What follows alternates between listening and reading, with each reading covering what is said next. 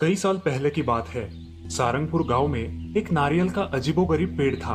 इसकी पंक्तियां सुनहरे रंग की थी और उस पर सुनहरे पंख वाली चिड़िया रहती थी। इस नारियल के पेड़ की खास बात यह थी कि उस पर 3 सुनहरे नारियल लगे हुए थे। एक नारियल के पानी से किसी की भी कोई भी बीमारी ठीक हो सकती थी, दूसरे नारियल से कोई भी इच्छा पूरी की जा सकती थी और तीसरे नारियल में था जहर, जिसे पीने से इंसान की जान जा सकती थी।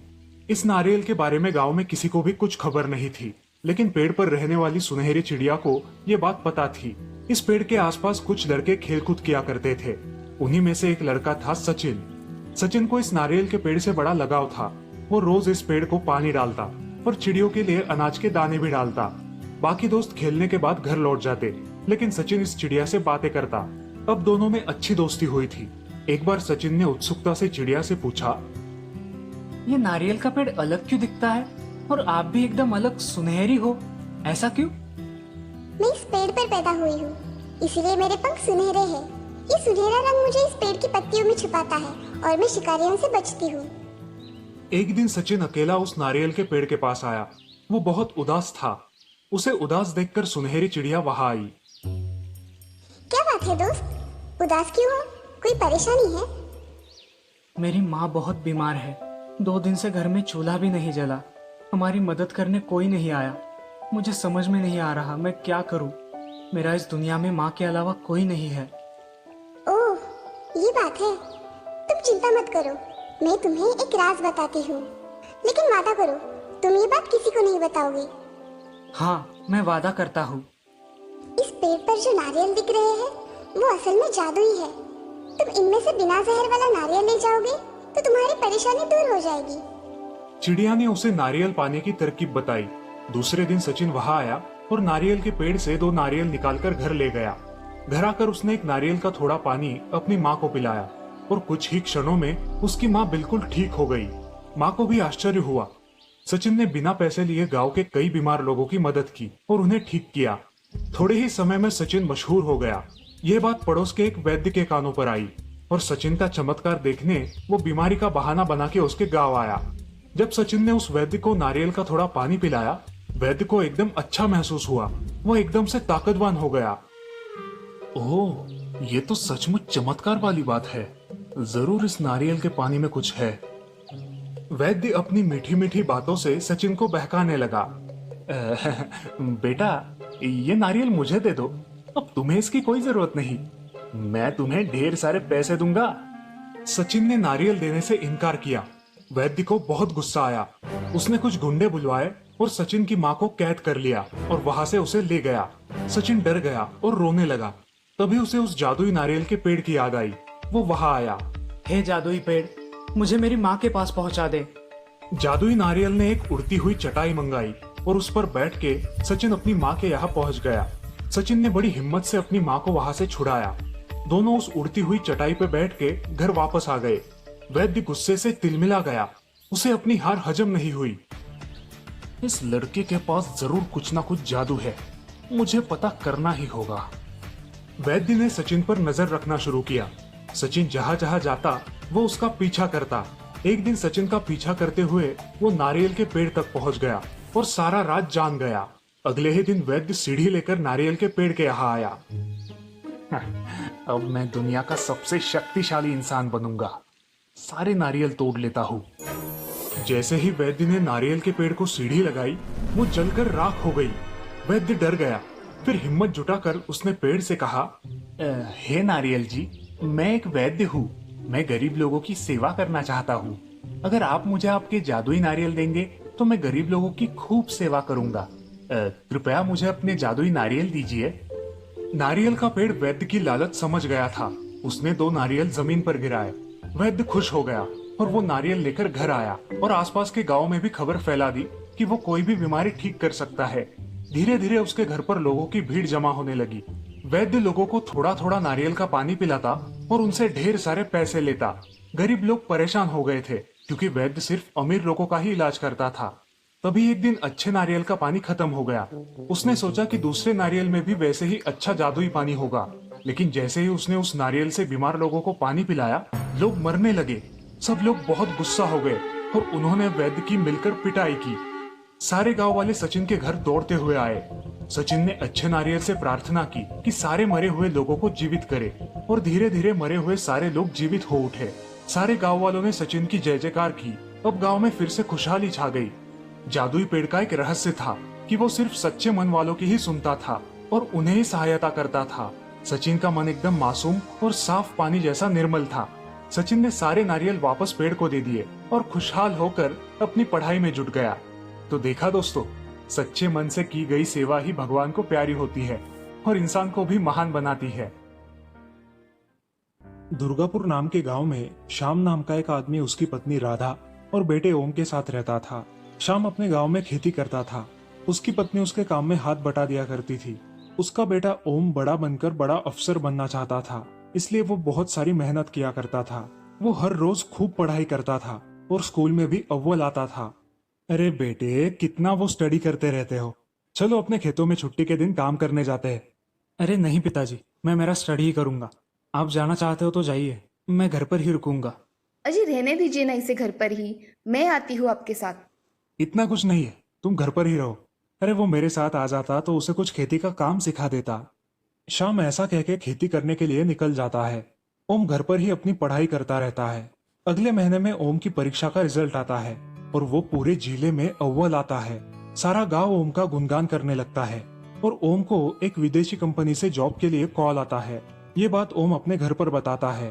पिताजी, मुझे फॉरेन की कंपनी में काम मिला है, क्या मैं जा सकता हूँ? अरे बेटा, इतनी दूर तू जाएगा, वहां तो हमारा कोई भी नहीं है। पिताजी, हमेशा कोई साथ हो ऐसा जरूरी नहीं है। मैं मेरा ख्याल रख लूंगा, आप मेरी चिंता मत कीजिए। अरे बेटा, ये तो बहुत खुशी की बात है, मगर हमने आज तक तुझे कभी अकेला नहीं छोड़ा है ना, इसीलिए दिल बैठा जा रहा है। अरे माँ, मैं मेरा ख्याल रख सकता हूँ। बेटा, अगर तुमने मन में तय कर ही लिया है तो ठीक है, तुम जाओ, मगर हर रोज हमें फोन कर देना। हाँ पिताजी, करूंगा ना, वो क्या बताने की बात है। ओम फॉरेन निकल जाता है और वहां जाते ही अपने माँ बाप को फोन करता है। पिताजी, मैं ओम बोल रहा हूँ, यहाँ पहुँच गया हूँ, सब ठीक है। पहुंच गए बेटा, अपना ख्याल रखना। हाँ पिताजी, आप भी अपना ख्याल रखना। राधा और श्याम अपने खेत में काम करके अपना वक्त बिताते थे। ऐसे ही बहुत दिन बीत जाते हैं। उनके गांव में अब चोरियों के किस्से हर रोज सुनाई देने लगे थे। हर रोज किसी न किसी के घर में चोरी हुआ करती थी। श्याम और राधा भी बहुत डर गए थे। गांव के लोगों को पता नहीं चल रहा था कि चोरियां कौन कर रहा है। मगर एक दिन गांव की बूढ़ी औरत ने कुछ डाकुओं को गांव में आकर चोरी करते हुए देख लिया। अब सारे गांव वाले बहुत डर गए थे। रात के समय कोई भी बाहर नहीं निकलता था। ऐसे ही एक दिन सरपंच और गांव के लोग एक जगह जमा होकर बात कर रहे थे। अरे भाइयों, हमारे गांव में हर रोज चोरियां हो रही है, इसका क्या करे? पुलिस को जाकर कंप्लेंट करे क्या? नहीं सरपंच जी, अगर हमने उनके खिलाफ कंप्लेंट कर दी तो वो गांव के लोगों के जान के साथ कुछ ना कर दे। इससे अच्छा हम हमारा सारा पैसा और जवाहरात बैंक में रखाते हैं। हाँ, ये सही है। अगले ही दिन ओम का फोन आता है। नमस्ते माँ, मैं अगले महीने घर आ रहा हूँ। सच में बेटा? जल्द आ जा, अब तुम्हारी बहुत याद आ रही है। ओम अगले महीने ही घर आता है और अपने साथ अपनी गर्लफ्रेंड साशा को लेकर आता है। सारे गांव वाले ओम की तरफ देखते ही रहते हैं। उधर राधा पूजा की थाली लेकर अपने बेटे का स्वागत करने के लिए खड़ी होती है। वो अपने बेटे के साथ किसी और लड़की को देखकर श्याम से कहती है, अजी सुनते हो, ये हमारे ओम के साथ जो लड़की है वो कौन है? मुझे क्या पता वो कौन है, देखते हैं। ओम घर पर आता है और उसकी माँ उसकी आरती उतारती है। अरे बेटा, ये तुम्हारे साथ आई हुई लड़की कौन है? माँ, ये मेरी गर्लफ्रेंड साशा है। ये मेरे साथ मेरी कंपनी में काम करती है।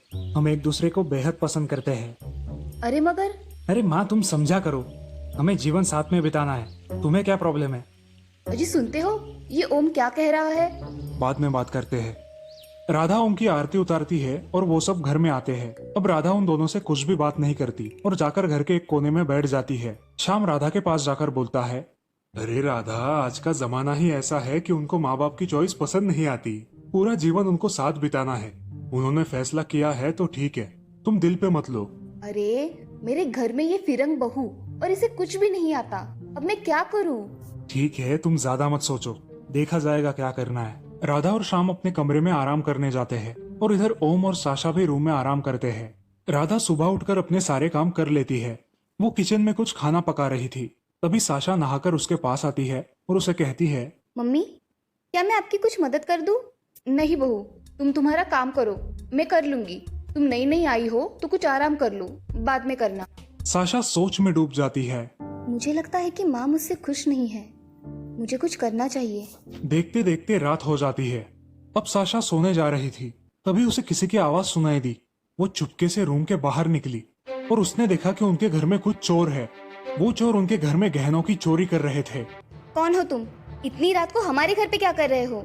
ये सुन के वो सारे चोर वहाँ से भागने लगते हैं। तभी साशा उनके सामने जाकर खड़ी हो जाती है। कौन हो तुम? हमारे घर में क्या कर रहे हो? साशा को देखकर चोर भागने लगते हैं, लेकिन साशा उन्हें पकड़ लेती है। साशा कराटे और एथलेटिक में माहिर थी, इसीलिए वो चोरों से मुकाबला कर सकती थी। उसने चोरों को पकड़कर मारना शुरू किया। चोरों के चिल्लाने की आवाज सुनकर गांव वाले और घर के सभी लोग जाग गए। सब वहाँ इकट्ठा हो गए और देखा तो साशा चोरों की पिटाई कर रही थी। अब आएगा क्या चोरी करने? करेगा फिर से चोरी? साशा सारे गुंडों की खूब पिटाई करती है और ओम शहर के पुलिस को फोन करता है। कुछ देर बाद पुलिस वहाँ पर आती है। इन्हें किसने मारा है? मैंने मारा, ये चोरी कर रहे थे। अच्छा हुआ आपने इन्हें पकड़वा दिया, ये हमें कब से चकमा दे रहे हैं, अब आए हाथ में। अच्छा हुआ सर, आप जल्दी आ गए, थैंक यू। अरे ये तो हमारा कर्तव्य है, मगर ये चोर हमारे हाथ ही नहीं आ रहे थे। बहुत लूट चुके हो तुम लोगों को। साशा जी, आपका खास करके धन्यवाद, आपकी वजह से ही ये चोर मिले हैं। अब पुलिस वाले चोरों को लेकर चले जाते हैं। अरे ये लड़की कौन है जिसने इन्हें पकड़ा दिया? अरे वो मेरी होने वाली बहू है, उसका नाम है साशा। राधा अब बड़े गुणगान गाकर अपने बहू के बारे में सबको बताती है। कुछ दिनों बाद ओम और साशा की भारतीय रिवाज से शादी हो जाती है और वो दोनों खुशी खुशी वापस फॉरेन लौट जाते हैं। उस गांव में फिर कभी चोरियां नहीं होती। इस कहानी से हमें ये सीख मिलती है कि कभी भी किसी को कम नहीं समझना चाहिए, हर एक के गुणों का सम्मान करना चाहिए। श्रीरंगपुर नाम के गांव में राजेश नाम का भेलपुरी वाला रहता था। वो बहुत अच्छी भेलपुरी बनाता था और उसकी भेलपुरी गांव वालों को बेहद पसंद थी। उसकी भेलपुरी खाने के लिए लोग देर देर तक रुका करते थे। ऐसे ही बहुत दिन बीत गए थे। राजेश का धंधा बहुत अच्छा चल रहा था।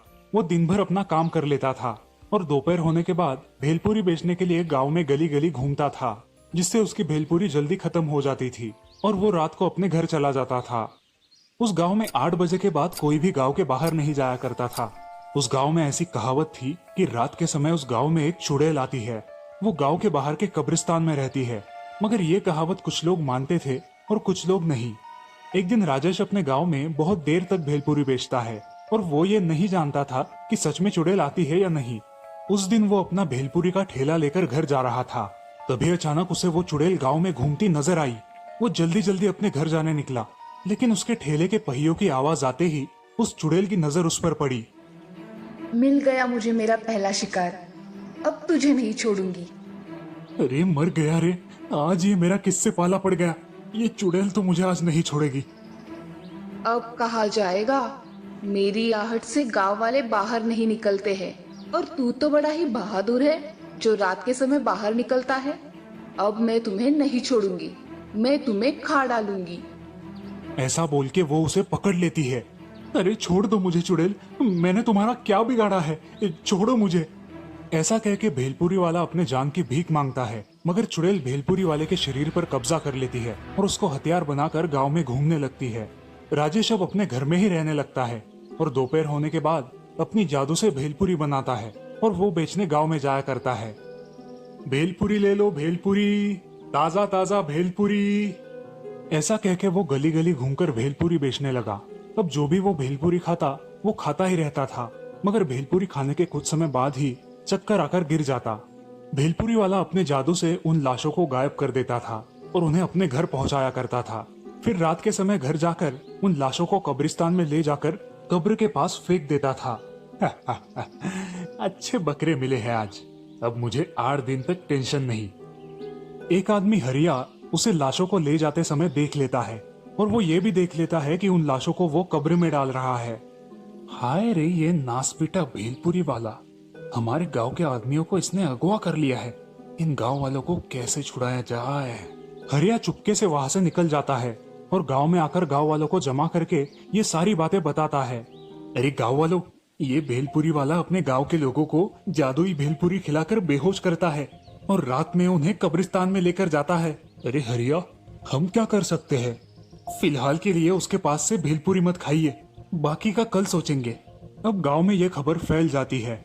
सारे लोग भेलपुरी वाले से डरने लगते हैं और उसके हाथ की भेलपुरी खाना बंद कर देते हैं। भेलपुरी वाला गांव में जब भी आता, लोग उसे नजरों से घूरने लगते। उसे कुछ शक होने लगा, आज ये लोग मुझसे कुछ खरीद क्यों नहीं रहे। जाने दो, फिलहाल तो मेरे पास खाने के लिए काफी खाना है, बाद में देखूंगा। अब सारे गांव वाले उससे डरकर सामने भी नहीं आते थे। इस समस्या का कुछ हल निकाला जाए ऐसा सभी को लग रहा था, इसलिए सारे गांव वाले सरपंच जी के यहाँ जमा होते हैं। सरपंच जी, हमारे गांव में भेलपुरी वाला है जो कि भूतिया बन गया है। हमें उस भेलपुरी वाले से गांव वालों को बचाना चाहिए। ये खबर पक्की है कि ऐसे ही कुछ बक रहे हो? नहीं सरपंच जी, मैंने अपनी आंखों से देखा है। अगर आपको विश्वास नहीं है तो आप आजमा के देख लीजिए। अरे नहीं, मैं तो अपने गांव वालों के भलाई के लिए बोल रहा था। मेरे हिसाब से अपने गांव में एक आईना लगाते हैं। आईना तो सच ही बताता है। सारे गांव वाले एक बड़ा आईना एक पेड़ के सामने लगा देते हैं और अपना अपना काम करने लगते हैं। अगले दिन वो भूतिया भेलपुरी वाला गांव में आता है। आओ आओ, भेलपुरी खाओ, अच्छी टेस्टी भेल खाओ। अरे भाई ये लो भेलपुरी, बहुत ही स्वादिष्ट है। नहीं भाई, आज मेरा उपवास है, आज मैं भेलपुरी नहीं खाऊंगा। अरे मूर्ख गांव वालों, क्या उपवास कर रहे हो? ये सब फालतू की चीजें होती है। राम अब वहां से चला जाता है और उस आईने के सामने आता है। आईने के सामने आते ही उसकी शक्ल एक चुड़ैल में परिवर्तित हो जाती है। गांव वाले ये देखकर बहुत डर जाते हैं। अरे हरिया भाई, क्या यह सच में चुड़ैल है जिसने भेलपुरी वाले के शरीर पर कब्जा कर लिया है? अरे ये भेलपुरी वाला तो सच में भूत बन गया है। इससे हमारे गांव वालों को खतरा है। हमें बड़ी सावधानी से काम करना पड़ेगा। अब हम क्या करें जिससे सारे गांव वाले सही सलामत वापस आ सके? सरपंच जी, आप उस भेलपुरी वाले के बारे में गांव के पंडित जी को बताइए, क्या पता उनके पास कोई इलाज हो। हाँ हरिया, तुम सही कह रहे हो। आज ही मैं पंडित जी से बात करता हूँ, देखता हूँ क्या बोलते हैं। तुम तुम्हारे घर में सुरक्षित रहो, मैं उनसे बात करता हूँ। अब सारे गांव वाले अपने घर में ही रहते हैं। इधर सरपंच जी गांव के पंडित जी को बुलाते हैं। पंडित जी उनके घर आते हैं। आइए पंडित जी, जरा आपसे महत्वपूर्ण विषय पे चर्चा करनी है। बोलिए सरपंच जी, क्या समस्या है? किस विषय में आपको चर्चा करनी है? पंडित जी, गांव में एक चुड़ैल आई है जिसने एक भेलपुरी वाले के शरीर पर कब्जा कर लिया है और उसने गांव के लोगों को अगवा किया है। अब उन्हें कैसे छुड़ाया जाए, इसका कुछ उपाय बताइए। ठीक है, ऐसा बोल के पंडित जी आंखें बंद कर लेते हैं और ध्यान लगाते हैं। कुछ देर बाद आंखें खोल के वो बोलते हैं, आपके गांव में एक चुड़ैल ने भेलपुरी वाले के शरीर पर कब्जा कर लिया है और अब वो गांव के लोगों को अगवा करके कब्रिस्तान में ले जा रही है और वहां अपनी कब्र में डाल रही है। पंडित जी, अब आप ही बताइए कि हम क्या करें जिससे सारे गांव वाले इस चुड़ैल की बला से बच सके। सरपंच जी, आप सब लोगों को एक जगह जमा होकर उसे अपनी बातों में उलझा रखना है। तभी मैं वहां आकर मंत्र जाप करूंगा और उस पर जल छिड़कूंगा, जिससे वो चुड़ैल हमेशा हमेशा के लिए यहाँ से चली जाएगी। ठीक है पंडित जी, आप कल आइए। मैं सब गांव वालों को लेकर नीम के पेड़ के पास मिलता हूँ। ठीक है सरपंच जी, अब मैं चलता हूँ। पंडित जी वहां से चले जाते हैं। सरपंच जी सारे गांव वालों को अगले दिन गांव के बीचों बीच नीम के पेड़ के पास जमा होने बोलते हैं। सारे गांव वाले अगले दिन गांव के बीचों बीच जमा हो जाते हैं। आ गए सारे गांव वाले। अब वो भेलपुरी वाला उसके घर से निकलकर यहाँ आएगा और हम सबको एक साथ देखकर हमें मारने के लिए आएगा। सब लोग तैयार हो जाओ। आ गए सब गांव वाले, कोई रह नहीं गया है ना? अब कुछ देर में भेलपुरी वाला अपने टाइम में गांव में भेलपुरी बेचने आता है, लेकिन गांव के गलियों में कोई ना देखकर वो सोचता है, अरे आज इन गांव के लोगों को क्या हुआ है? सारे के सारे कहाँ चले गए? भेलपुरी वाला बहुत देर तक घूमता है मगर उसे कोई दिखाई नहीं देता। उसे शक हो जाता है। तभी उसे सारे लोग एक जगह पर जमा दिखाई देते हैं। अरे वाह, आज सबको मरना है। सब एक जगह पे जमा हुए हैं। मुझे तो आज बहुत सारे शिकार मिलेंगे। ऐसा कह के भेलपुरी वाला अपने भेलपुरी की गाड़ी लेकर आगे चला जाता है। अरे भेलपुरी ले लो गांव वालों, बहुत ही स्वादिष्ट भेलपुरी है। सारे गांव वाले उसकी तरफ देखते हैं और उसे देखकर अनदेखा करते हैं और अपनी अपनी बातों में उलझे रहते हैं। अरे भेलपुरी ले लो गांव वालों, बहुत ही स्वादिष्ट भेलपुरी है। अरे हमें तुम्हारी भेलपुरी नहीं चाहिए। हरिया उसे अपनी बातों में उलझा के रखता है। तभी वो भेलपुरी वाला उस आईने के सामने जाता है। पंडित जी तुरंत उसी समय उसके शरीर पर मंत्र जाप करके जल छिड़कते हैं और वो चुड़ैल जोर जोर से चिल्लाने लगती है, मेरे साथ धोखा, छोड़ूंगी नहीं मैं तुम सबको। ऐसा कहके उस चुड़ैल का बदन आग से जलने लगता है और वो मुक्त हो जाती है। भेलपुरी वाला जमीन पर गिर जाता है और गांव के लोग उस कब्र से मुक्त होकर गांव में वापस आते हैं। ये सब देख के गांव वाले बहुत खुश होते हैं। धन्यवाद पंडित जी, आपकी मदद से सारे गांव वालों की जान बच गई है। अरे वो चुड़ैल अब मुक्त हो गई है, अब वो यहाँ वापस कभी नहीं आएगी। आप निश्चिंत होकर गांव में रह सकते हैं। धन्यवाद पंडित जी, आपकी बड़ी मदद मिली। आपका शुक्र।